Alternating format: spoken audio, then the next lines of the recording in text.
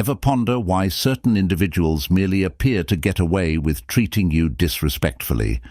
Like though it's not a huge deal, perhaps it's a subtly offend someone who is talking over you. Or simply the sensation that you're being underappreciated. But I've been there and it doesn't feel good, I promise. But here's my realization that I was the one.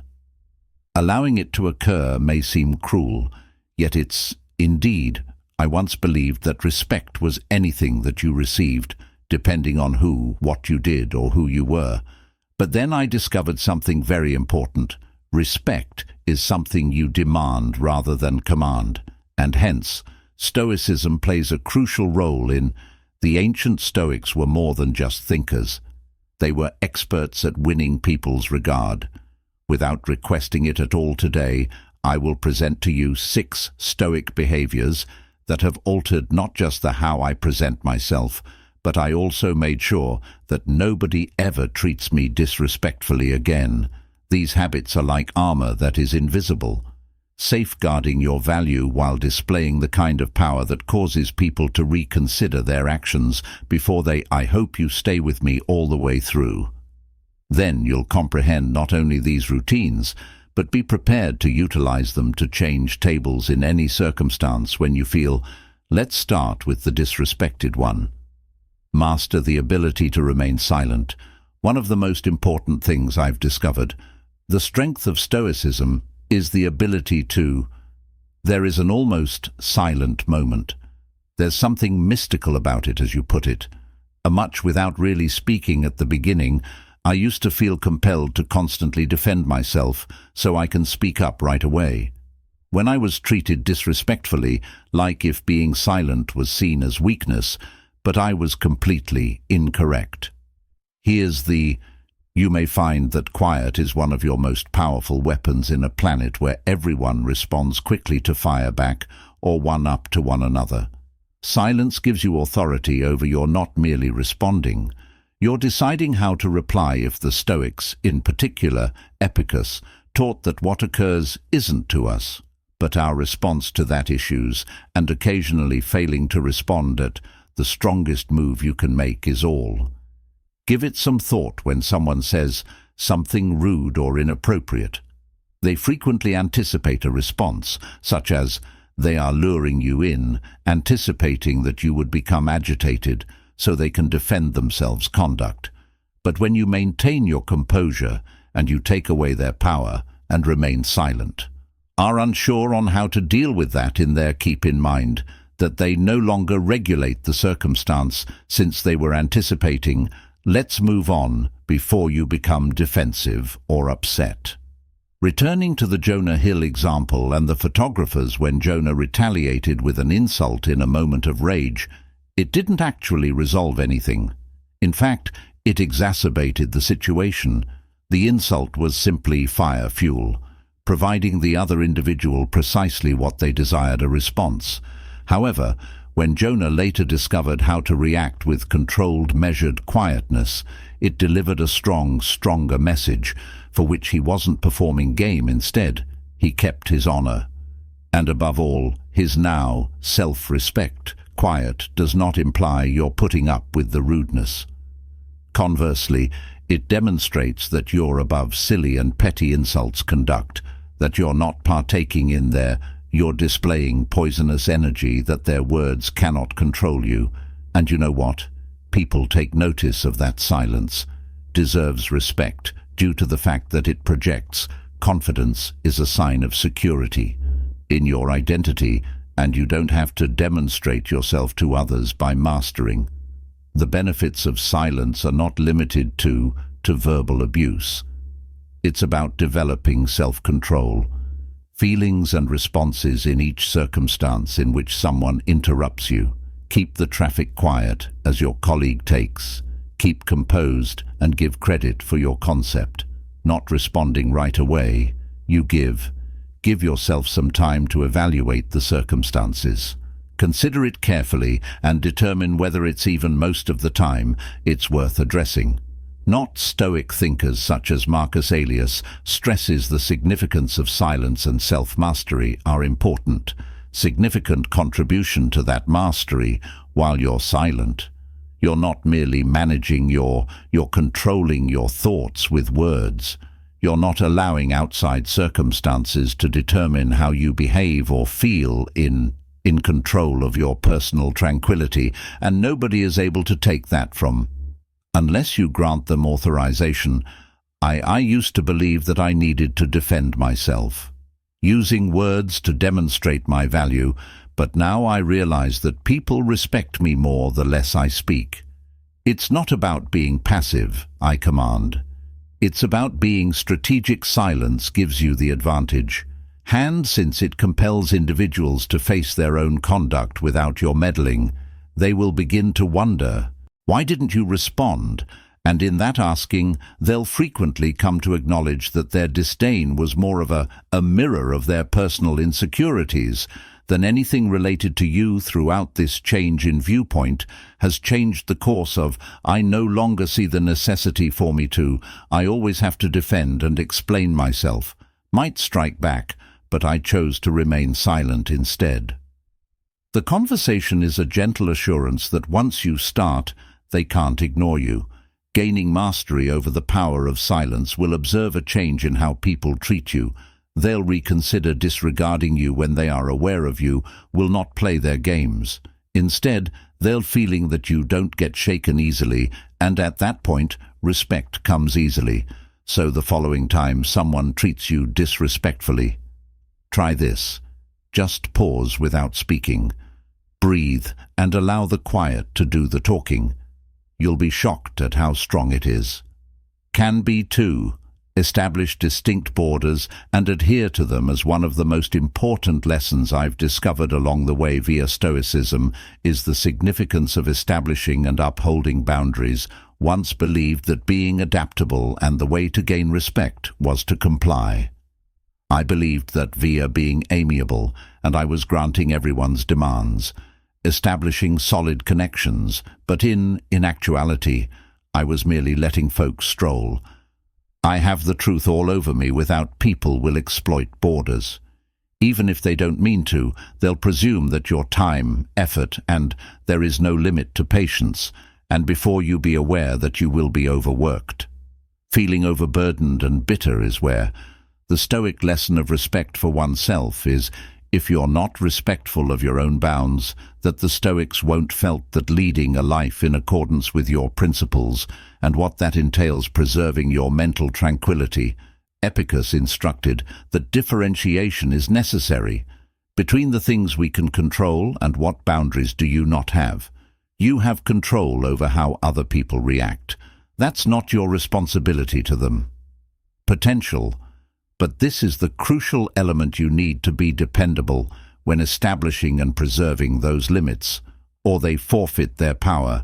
I used to be scared to refuse. Concerned about the reactions of others, I feared being perceived as challenging or unwilling to cooperate, but I discovered that saying no isn't an act of rudeness. Rather, it's regarding appreciating your time and effort while you establish boundaries that are apparent, telling them that you take yourself seriously, and they need to as well.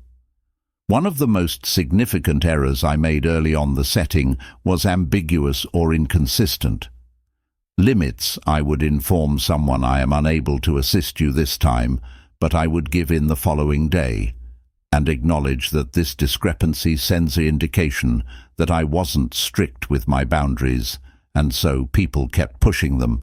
But after I made the decision to establishing and adhering to clear, firm bounds, everything changed, and I was able to provide you with a real-world example I utilized to possess a friend who would give me a call at any hours, anticipating that I would abandon everything to initially listen to their issues.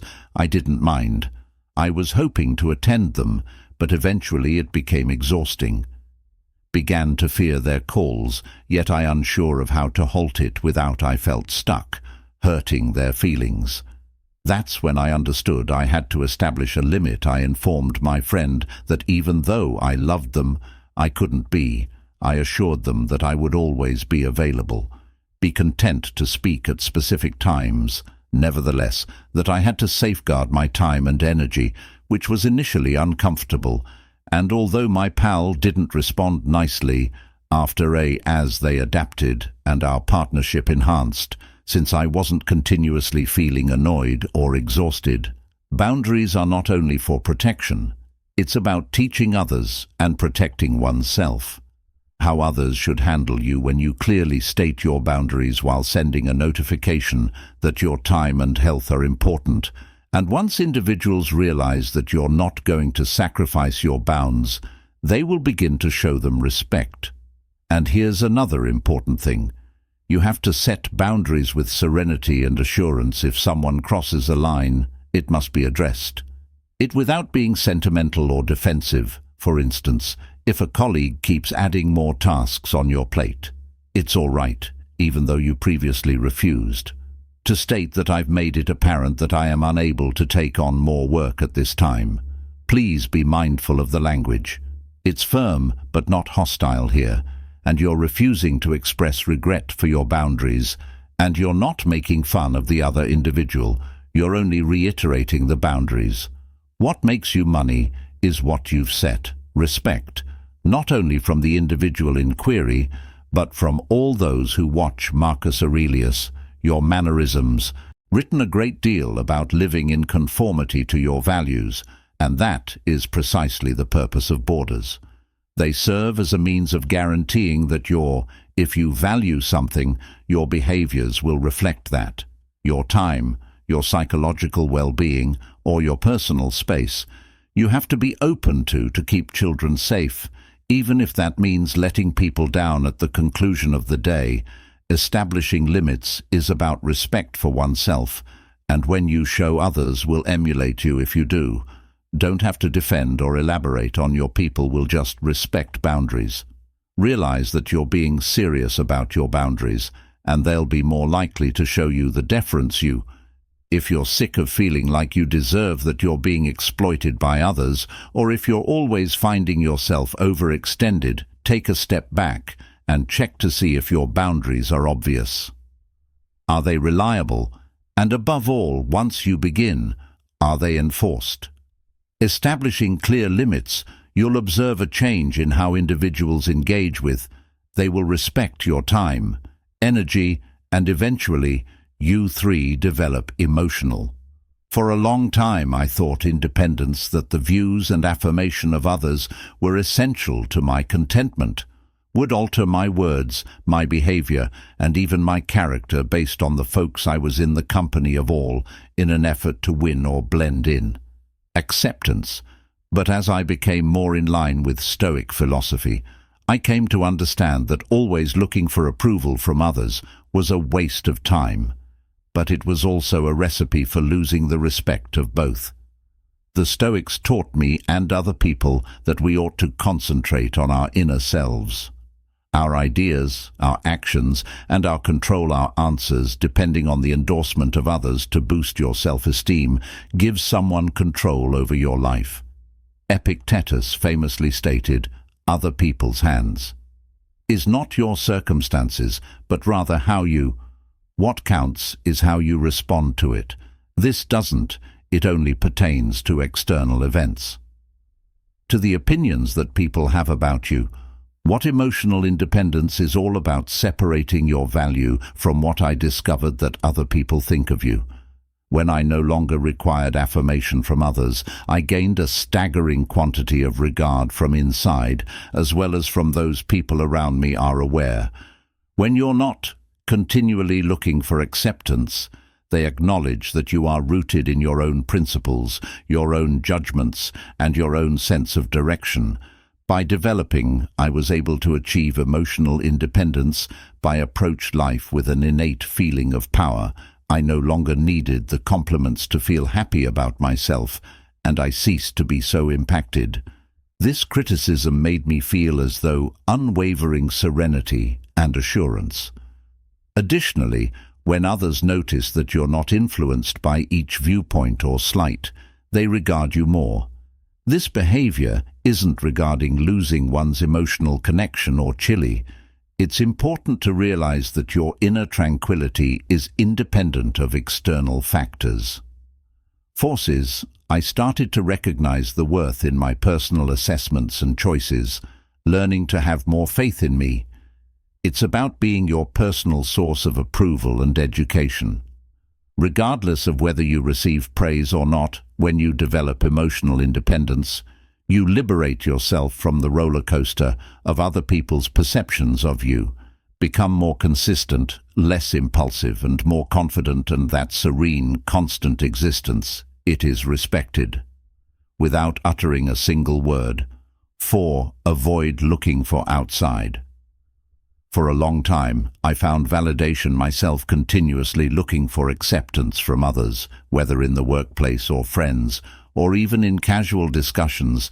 I yearned for approval and acknowledgement, wanted my efforts to be recognized, my accomplishments, and, to be honest, my value. But over time, I became aware of how draining and this was pointless, regardless of how much confirmation I got, but it was never enough that I was constantly looking for the next compliment, the subsequent approval nod, and it was depleting my vitality and self-worth, which I learned from the Stoics. This search for outside approval is one of the biggest pitfalls we can fall into, what they consider to be genuine respect.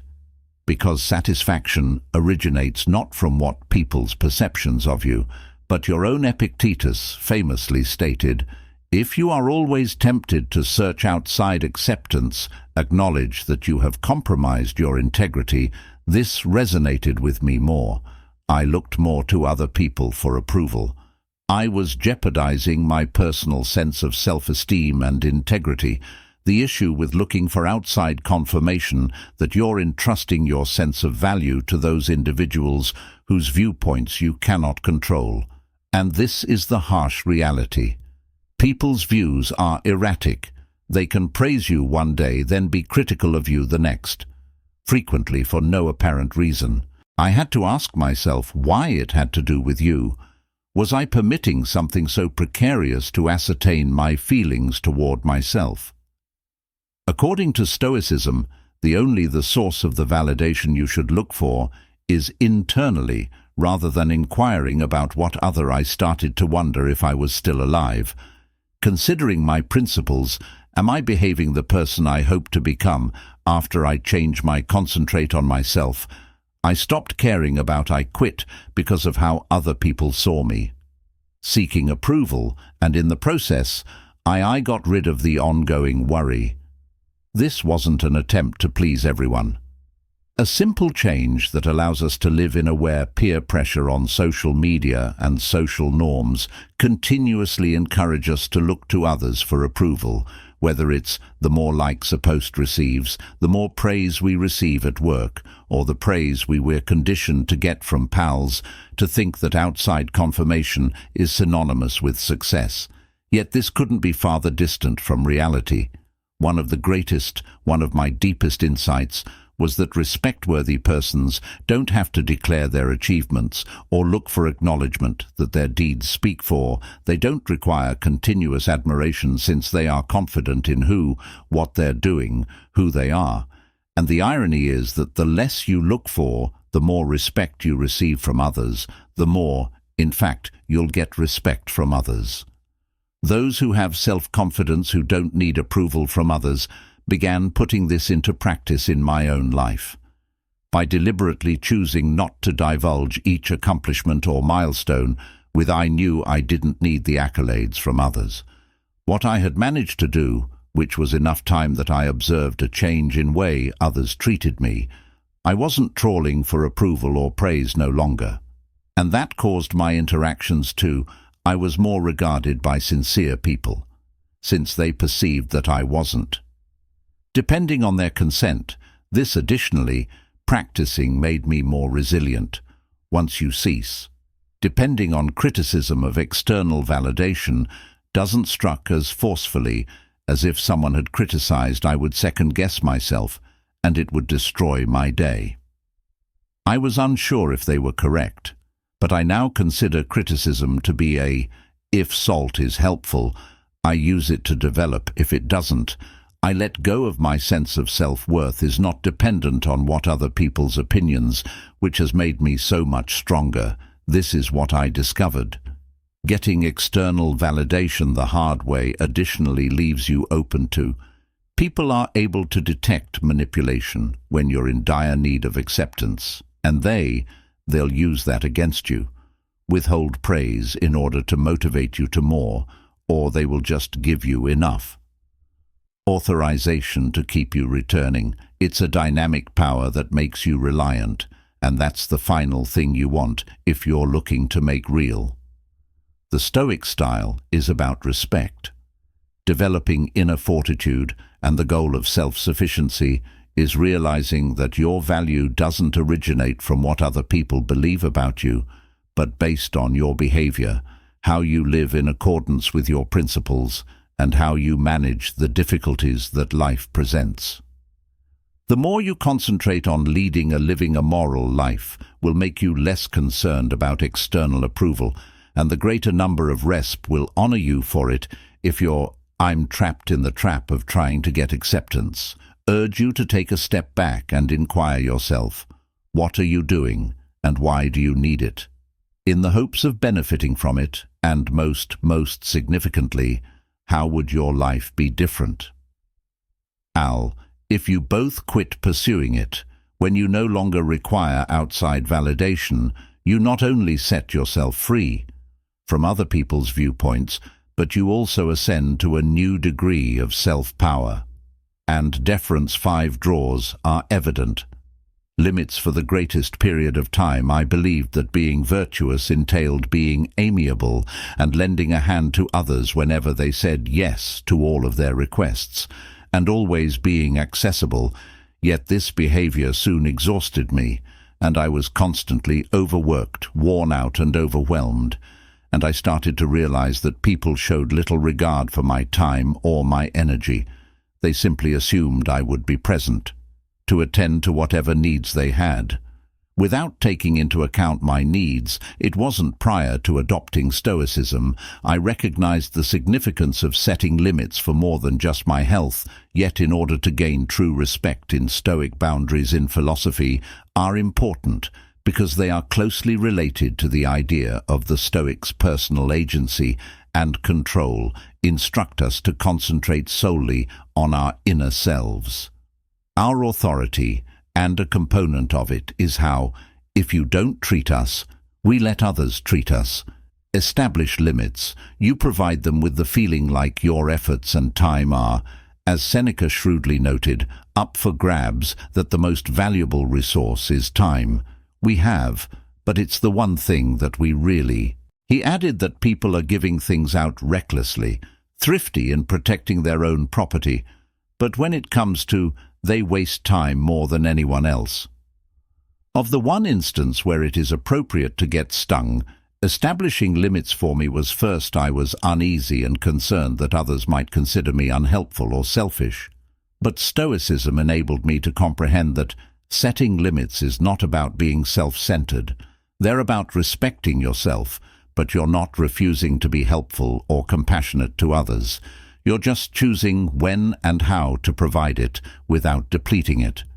When I began establishing limits with you, I discovered something important about individuals.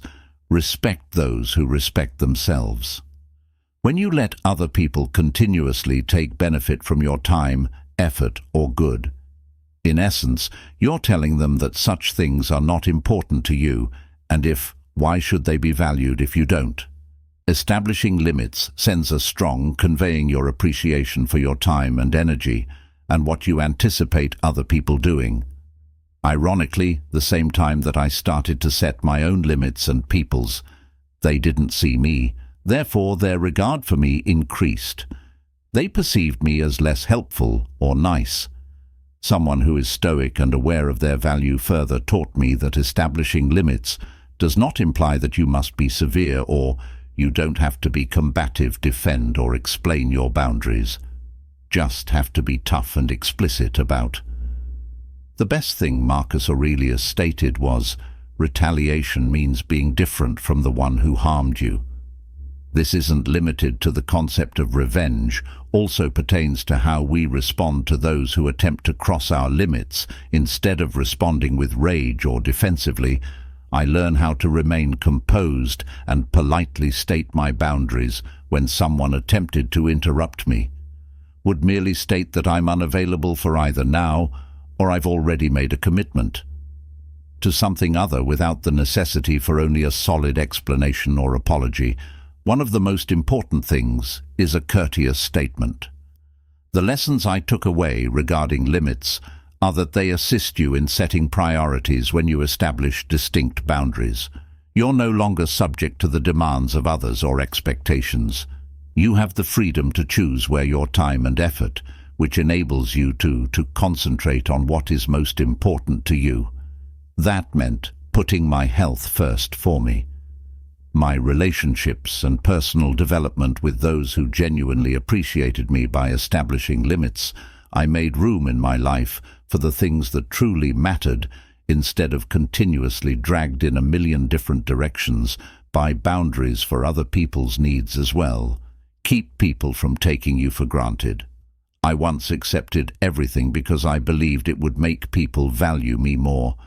But the reverse occurred the more times I responded, yes. People thought I would be there all the time. Then they started to ignore me. I began establishing limits when I saw a change in people's appreciation for more of my time and presence, since they were aware that they couldn't always count on by being selective about when and how I gave my time. I made it evident that it was valuable, and people respected that. If you're someone who challenges with setting boundaries, remember that you're not doing anyone any favors by continually saying yes. In fact, you're likely draining yourself and creating animosity, and establishing limits is more than just a self-respecting act. However, it's also a means of making sure that you is able to convey your finest self to others when you establish boundaries. You're not overburdened, and your ability to properly present themselves for the people and duties that are very important to the Stoics felt that we ought to always behave with rationale and purpose, and that's precisely what limitations let you do instead. Instead of being reactive, you take the initiative on how you allocate your time and effort. You take charge of your life rather than allowing others to control it. And by doing this, you not only earn your own respect, but the regard of others in the vicinity. You 6. Engage in emotional practice. Control. For as long as I allowed, my emotions would easily take over. Disappointed, irate or frustrated, particularly when I was disrespected by others. My first response was always to challenge them in order to defend myself in a method that typically resulted in more harm than good, but following the dive. As I studied Stoicism more, I discovered that one of the most effective methods to make respect is the ability to control your feelings, particularly in challenging circumstances. That the Stoics thought we should not permit outside circumstances or the other's behavior to determine our inner you were notably written by Marcus Aurelius. Control your thoughts, not the outer world. Events acknowledging this, and you will discover strength. For me, share. This game discovered that when I had an emotional reaction to each and every slight, insult or rude behavior, I was revealing my power that I was giving to others. How I felt and how I reacted by exercising emotional restraint does not imply repressing your feelings or acting as though they don't exist. It's about recognizing them, but preventing. When I first started, they dictated your activities. Using this idea, I discovered that I was capable of reacting to circumstances with a calm head rather than snapping. When someone treated me disrespectfully, I stepped back, evaluated the circumstances, and made a decision. How I wished to reply more frequently than not. I discovered that maintaining composure, and I gained more respect for being composed than any violent response that could ever. I also learned from Stoics that emotional being in control doesn't mean being passive, or, regardless, it's about selecting your responding with purpose. When I worked on, I came to the realization that I didn't always must react to contempt in a manner I used to occasionally have the best answer. Was completely unresponsive at other moments, I could handle the matter coolly. Without allowing my feelings to take over, I prefer this calm, collected approach. Made me more credible. They could see I wasn't easily frightened, and that I possessed the self-control to control my responses. One of the most valuable things I learned via Stoicism is that emotional control is not only about the key to controlling rage or dissatisfaction, is keeping your mind at ease when you're continuously responding emotionally to everything. You're always experiencing tension and upheaval. But if you understand how to regulate your feelings, you generate a feeling of tranquility within you. Quit allowing every small thing to disturb you, and you begin to concentrate on what counts, and when people realize that they respect you and don't readily shake you. Additionally, having greater emotional control enables you to deal with challenging circumstances with dignity and grace. When someone makes an effort to insult or offend you while you're there, being calm demonstrates that you're not readily manipulated. You continue to have authority over yourself, which causes others to consider before attempting to irritate you. Try twice. I discovered over time that individuals who formerly stopped trying to get a rise out of me because they recognized that I wasn't going to react in that way. When they saw that I had mastered, they desired my feelings, which earned them respect by exercising emotional restraint. You make a strong statement that you are responsible for your own mental health and that nobody else is capable of taking whatever is separated from you. At this degree of self-control is not just remarkable to people, but it also adds a profound sense of assurance and safety within individually. You cease being reactive, and you begin taking the initiative in how you manage the difficulties of life, and that is one of the best ways to show respect. Give yourself